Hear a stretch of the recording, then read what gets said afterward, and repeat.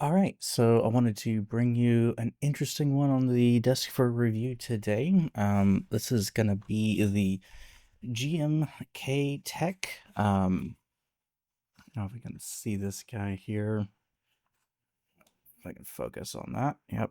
So this is a small, I say small, relatively small, all-in-one computer. This is really strongly marketed as an AI workhorse. I kind of disagree with that, but let's dive into it and kind of see where I see that it fits and, like their use cases for this device. So, this is based on the incredible AMD AI 395 Max. Now, again, everybody under the sun is putting AI in their product names and their product portfolios, everything. And if you've followed the channel for any period of time, I do a lot of work with AI in, text generation and other things like that, where, it's a hobby of mine. But I feel slapping the logo on it just for the sake of slapping the logo on is a bit of a pitfall. So, but why do they slap the logo on this particular device? I think the driving factor, and one of the things that really kind of made me want to review this device, is that this has a absolutely massive amount of RAM for this, again, small, relatively compact device. So 128 gigs of DDR5, LPDDR5 memory, um, which makes this a bit of a powerhouse, and is where the temptation to say that this is a AI workhorse comes in. And one of the biggest driving factors with AI is memory constraints. So as you need to load models in, VRAM is your Achilles heel. VRAM is insanely expensive. It has to be insanely fast. And, you can have a very powerful card hamstrung by the fact it doesn't have enough memory to make it worthwhile. A good example of this, in my opinion, would be like the 5090, a very fast, very powerful gaming card, but the workstation version of that card eclipses it on several fronts. So what do I mean when I say that? So that, 5090, again, primarily targeted at a gaming setup, has 32 gigs of VRAM on it, which is a fair amount of VRAM, but the workstation card has 96 gigs of VRAM on it.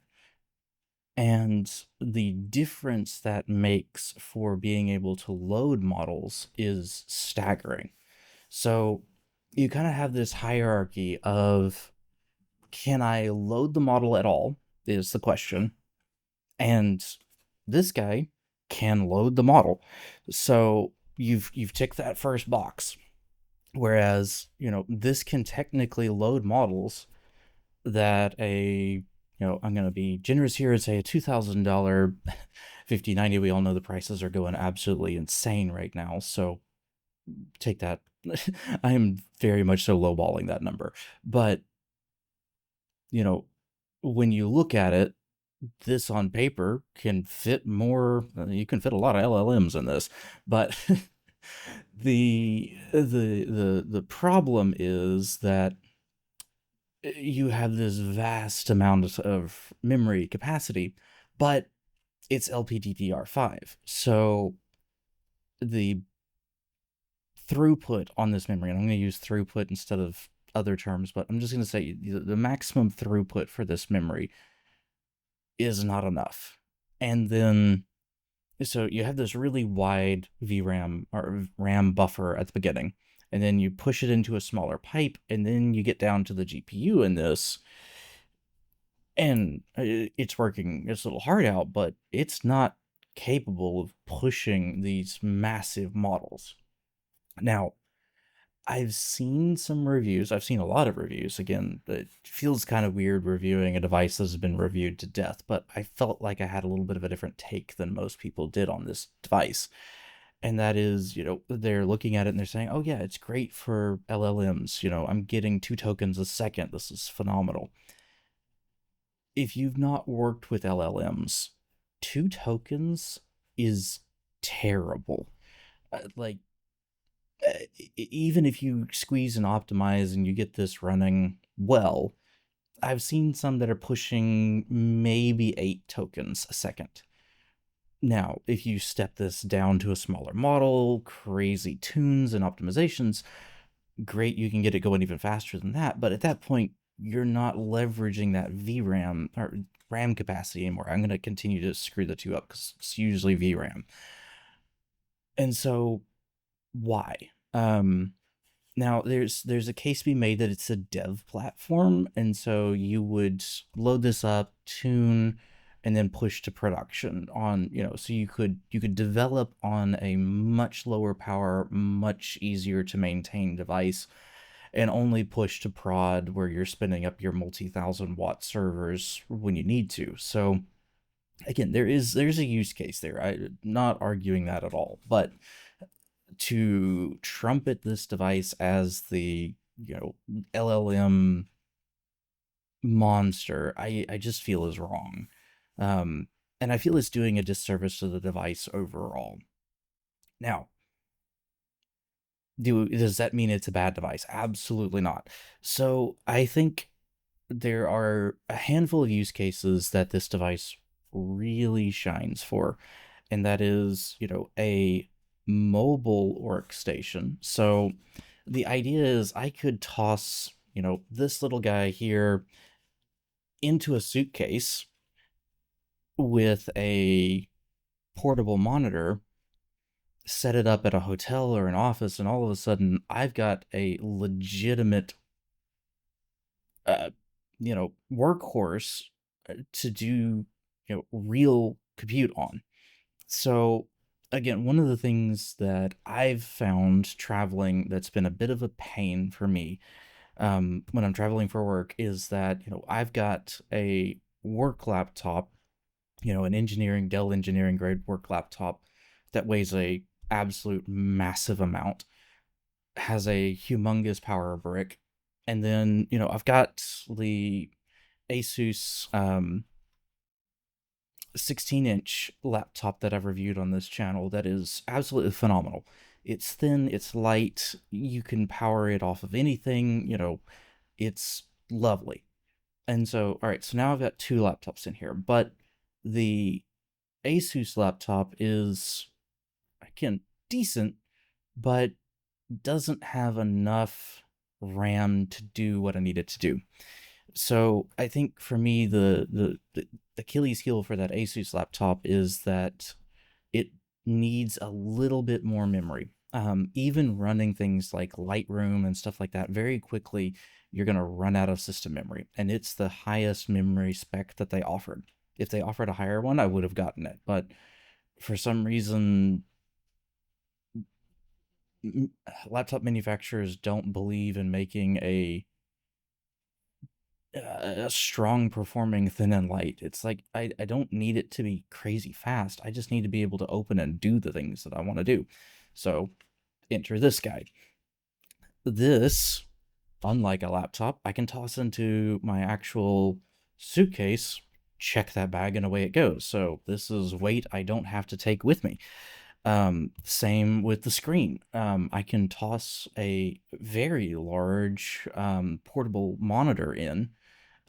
Again, say a 22, 24-inch portable monitor, pop that out at the office or the hotel, and all of a sudden I'm able to do, some serious Lightroom editing and some video editing. I think this is the one that kind of surprised me was when I'm working with DaVinci Resolve, one of the things that is a bottleneck more than anything else for me is memory capacity, specifically GPU memory capacity, which, oddly enough, this guy flexes in that direction.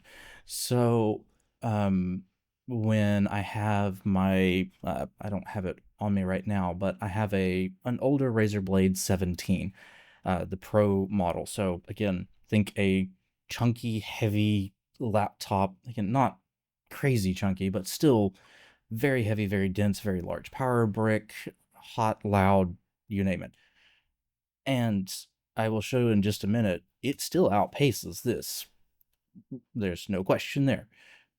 But this allows you to tap into a larger pool of memory, allowing this little guy, if you give it enough time, to work on projects that Razer laptop can't. And so one of the examples of that is if I'm shooting, ProRes 8K on the Fuji, and I'm bringing that in, that very quickly will crush up against, the 4090 that I use at home. The VRAM capacity on that card will very much so tap out. If you start adding a lot of effects or other things to that program, you're going to blow it out. And so, oddly, this guy, you can load all the effects you want. It's going to take a good bit longer to process that video, but I can let that run overnight. If I was in a mobile production and that was all I needed to get done, yeah, I don't think this would be the product to take with you. But for little side projects or, cutting something together really quick and getting it, I say really quick, something that's, not a 2-hour length film, that type of stuff, this could churn out a quick, I'm going to use a demonstration video that I did where I went through and did a quick training video of like 2 or 3 minutes at an office, and I needed to turn that around by the time I was leaving. So I had a couple of days to get that finished. So I could load that onto here, run that, and then, spit that out at a couple of different resolutions while still having my high resolution starter to be able to go through, and especially doing the type of detail work that I need to do sometimes, having that resolution is a crazy boon for me. So again, it is a bit of an odd use case, but it is a use case. So that's why I want to say, like, I don't think that the LLM use case for this is where I would have tried to sell this product. Now, they've sold a lot of them, so I don't argue that they probably picked the right marketing term, but I feel it undersells what this little guy can do. So, the other thing is, this guy can do a little bit of gaming, and it's fascinating to me how we've kind of come full circle to something that I pursued a number of years ago, and I managed to find this guy. It's still very dusty because it's not been used in quite a while, but this guy here, if I can get, no, I cannot get this guy to focus. This is way too, okay, so we'll try this one more time here to kind of show this guy.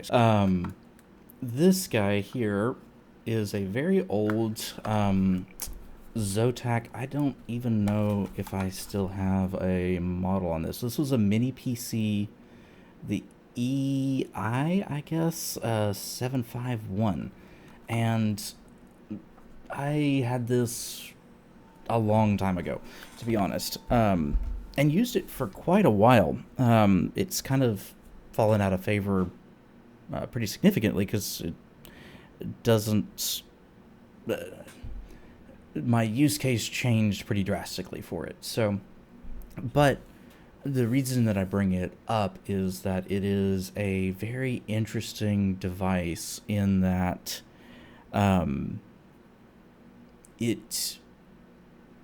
it was kind of in that heyday, again, kind of harkening to some of my other videos, where Intel was kind of throwing spaghetti at the wall to find really interesting products. And so that guy had a chip that was way ahead of its time. So a lot of people are familiar with the AMD 3D V-Cache concept. Well, this little guy here had Intel's version of that years before AMD ever thought about making Zen, much less, 3D V-cache. Um, and so I won't get into the crazy technical details on it, but the concept was they put a slightly stronger uh, GPU in there and then gave it a little bit of extra cache to run with, and it provided a pretty interesting platform. Fortunately for me, they never really scaled it up. That was something that, the tides changed. Intel kind of shifted market. I found out later, one of their key customers was Apple. Apple was already starting to, flirt with other designs and ideas. And so, yeah, it kind of ended up falling to the wayside. But the reason I bring that up is that, I have pursued this line of thought before in the past where, you've got this small mini PC that can still do some stuff. And so let me pull this up here. And what you're going to see is that I've done a 3D Mark Steel Nomad Lite pass. I think I actually cut the text out trying to get this to frame correctly. But this is a Steel Nomad Lite pass, so a lightweight gaming benchmark. And so what you have here is from left to right, you have the Asus ZenBook. This is our 16-inch laptop there. You can see this is pulling down just over 3,000 points. And when you step up, the next one up is going to be the GMKTEC here. And you can see the difference is staggering.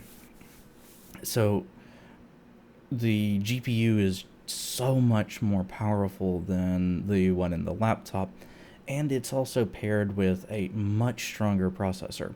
The processor in this is the full 16 core 32 threads device, and this, when you give it the right task, is going to sing for you. And then you'll see over the next one over is going to be the Razer Blade, and so that's pushing, north of 14, closing in on that 15,000 point mark. And so the thing that I want to call out there is when it comes to GPU performance, this is still an integrated graphics, which is incredible, but also still shows that, that 3080 Ti, despite being 3 generations old at this point, still floors this integrated, even though this is the most powerful integrated that you can buy. It just goes to show that, there's still, like, the amount of silicon you can devote to something will always be your limiting factor. So even the laptop GPU from many years ago, way faster than this for pure compute. And then the last two I stuffed in here just to kind of give the full gamut of where you're at here. So you've got the 7900 XTX, which is in the same generation as the one on the end there, that 4090. And so, yeah, you'll see that it goes from just under 15,000 to just under 30,000, and then 44,000 points across the board there. So, and again, none of these are apples to apples in any way. The closest comparison that you're going to get are the first three. The other two are full-blown desktop systems. So again, just to show you, because I get this occasionally where somebody's like, yeah, I can buy a laptop that will blow the doors off a desktop computer, and for very, very specific things, you might make parity, but you can't beat thermodynamics. And yeah, that the one on the far end there is you just have so much more surface area to play with. It's just, you can't beat that. And so yeah, it is going to absolutely trash your integrated or any other GPU that you manage to plug in there. Now, a couple more thoughts, and then I'll wrap this one up here. Is that the one of the other things that I see people playing around with, and I've considered looking into myself, is the external GPU idea. Unfortunately, the market for external GPUs is very weird. There are a lot of Chinese manufacturers out there that seem to come and go really quickly, that are making some pretty interesting products. You've got more stable players in the market like 1X and some of the others, but I always felt like you're not getting what you needed. And so for me, one of the things that I needed was the ability to have a little bit more VRAM. And so, yeah, the 1X players had more powerful GPUs, but didn't have enough VRAM to, again, process 8K footage or, things like that. And so it was never a great fit. I am seeing some newer products this CES kind of floating around that seem like they might hit that niche, but again, time will tell, and the AI crunch will tell, because memory is now a thing of the past. Products like the GMKTEC box with 128 gigs of RAM are skyrocketing in price. So there are a number of boxes like this. Again, the GMKTEC is one of probably 6 or 7 different manufacturers that are out there. You have Framework, you've got, is it B-Link? MS Forums, and again, several others. Out of those, the MS Forums is probably the best one out there, by a pretty significant margin. It is the most capable. Unfortunately, it is also terrifyingly expensive. And I think that's where it starts missing the mark. Is, yes, you've added all the features that I would have wanted from this, but you've tacked on an extra $1,500. And at that point, there are, not tiny computers like these, but there are some small form factor computers that, again, give you more budget to play with. You put larger GPUs in, those types of things. And so, yeah, it becomes a question of, is that really the right play there? I'll see if I can get this to focus here. So one of the things that I find very frustrating, I'm going to try and roll it over here, on this one, is going to be this guy right here. So for some reason, GMKTEC decided that a 2.5 gig Ethernet was more than sufficient for this device. I thoroughly disagree with that. That should have been at least a 5. Honestly, a 10 should be the minimum for these types of devices. Everything else is pretty standard. The other piece that I really do not like on this guy is this lip here. This guy is completely useless in my opinion, and I'll talk about that in just a second. I'll show the front of this device as well here. You do have SD, you've got more USB 4, you got a lot of good stuff, and then let me give this part here a little bit of airtime as well. These are the other thing that I'm going to complain about here. So the lip, why do I hate the lip? Because it's poorly designed. You could cut the size of this device down by that lip and have a better product. So the reason they put this lip in here is to have an oddly full-size 120mm fan that is for cooling the SSDs, which sounds great. Like, I've put in a really slow-moving, great cooling fan for these. unfortunately, somewhere in the R&D process, it fell apart because the fan and the SSDs don't line up enough to really get great airflow. It does provide some, but not what you should be getting for devoting this much space to it. So in reality, I would have preferred, again, if you're going to go to this level of manufacturing, putting this lip and everything there, give me a small centrifugal fan right near those two NVMe drives and call it a day. That would have provided just as much cooling and would have cut that entire lip out of this device. Now, that would have cut down on space, cut down on parts and stuff. Again, I feel like the lip was just a bad design decision. Most of the other devices that have come out are better for space. And so, yeah, I feel like that one was a bit of a miss. The other one is the feet. So the weird thing about this device is that it is supposed to sit like this and only like this. And so I feel, again, that that's a miss. The intake for the CPUs is going to be this grill set here.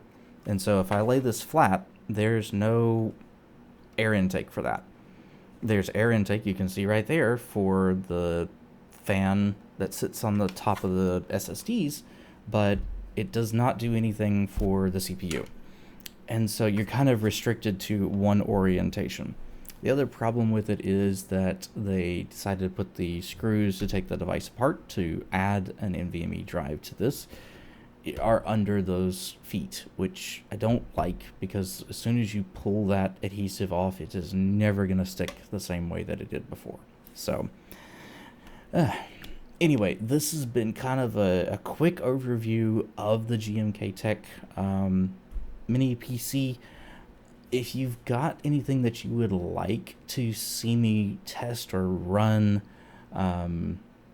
specifically, I would even be willing to run a project or an LLM of your choice, those types of things. Please let me know in the comments. I'm more than willing to do that. I am more than willing to set up. You'll probably see it over my shoulder there where I'm working on the actual LLM server. If you want to bench that versus a bunch of MI 100s, feel free. Let me know. I'll be happy to demonstrate the differences in between those different systems and, let you know what makes sense. And so, yeah, that's kind of the brief overview of the GMKTEC, and I hope it has been beneficial for you guys. Thanks.